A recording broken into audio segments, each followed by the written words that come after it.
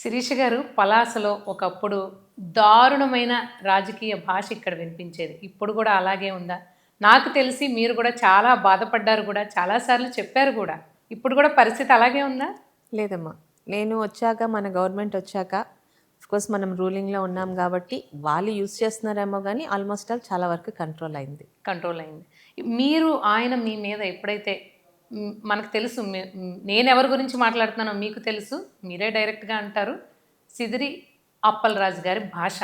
అంటే ఆడవాళ్ళని మనము ఎంతో ప్రత్యేకంగా చూస్తుంటాము, గౌరవిస్తుంటాము. అలాంటిది మీ ఫ్యామిలీకి హిస్టరీ ఉంది. హిస్టరీ ఉన్నా లేకపోయినా పక్కన పెట్టండి. ఒక మనిషికి మనిషి సంస్కారం ఇచ్చి పుచ్చుకోవాలి. అలాంటిది మిమ్మల్ని అంత బాహాటంగా తిడుతున్నప్పుడు, ఓయ్ నాకెందుకు రాజకీయాల్లోకి వచ్చానురా బాబు! అసలు ఎందుకు ఈయన తిడుతున్నాడు? ఏంటి అని బాధ అనిపించిందా? ఖచ్చితంగా.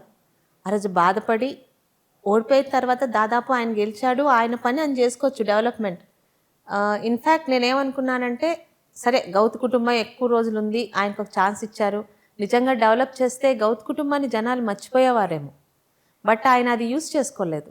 ఎంతసేపు అగైన్ ఆయనకు ఆ భయం ఉనింది.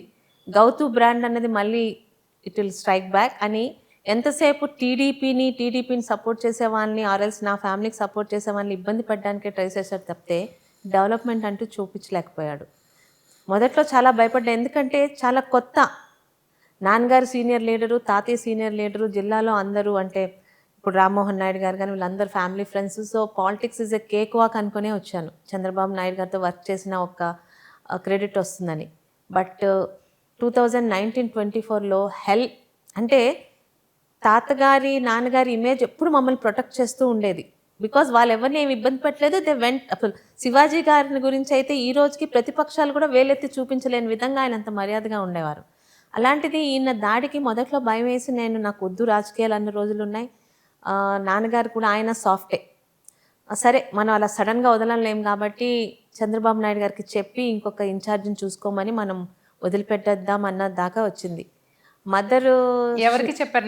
నాన్నగారికి చెప్పాను. నా వల్ల కాదు. ఎందుకంటే పర్సనల్ అటాక్ అవుతుంది. ఇప్పుడు లవ్ మ్యారేజ్ చేసుకోవడం, ఇంటర్ కాస్ట్ మ్యారేజ్ చేసుకోవడం తప్పే కాదు.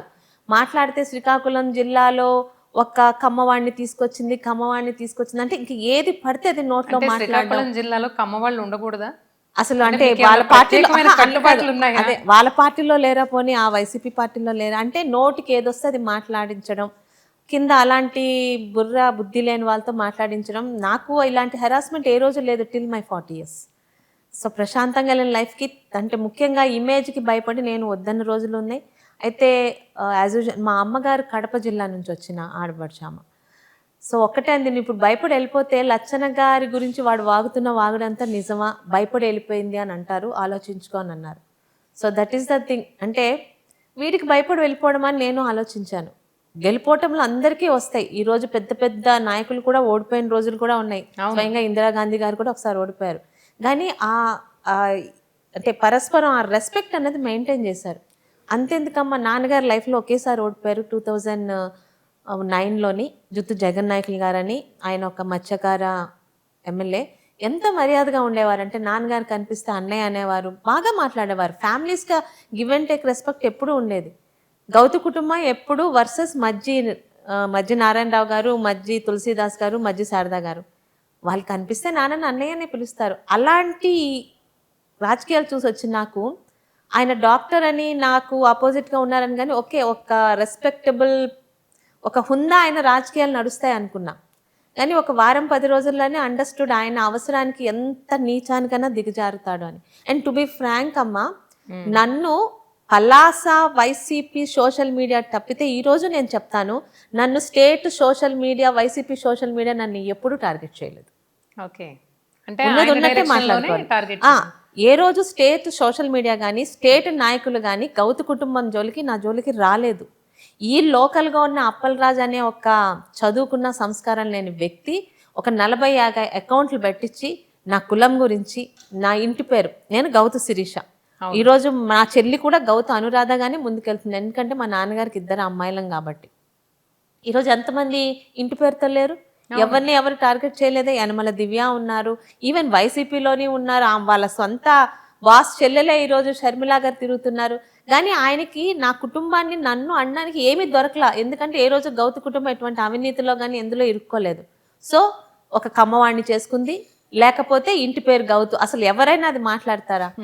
సో కనీసం అంటే చదువుకున్నాడు, సంస్కారం లేని బంధువులు వ్యక్తి. కానీ మీ కుటుంబ సభ్యులు కానీ అని ఉండరు కదా, కూడా అని ఉండరు. అదే నేను ఎప్పుడు అనుకుంటాను, ఏ రోజు వైసీపీ స్టేట్ సోషల్ మీడియా నా జోలికి రాలేదు.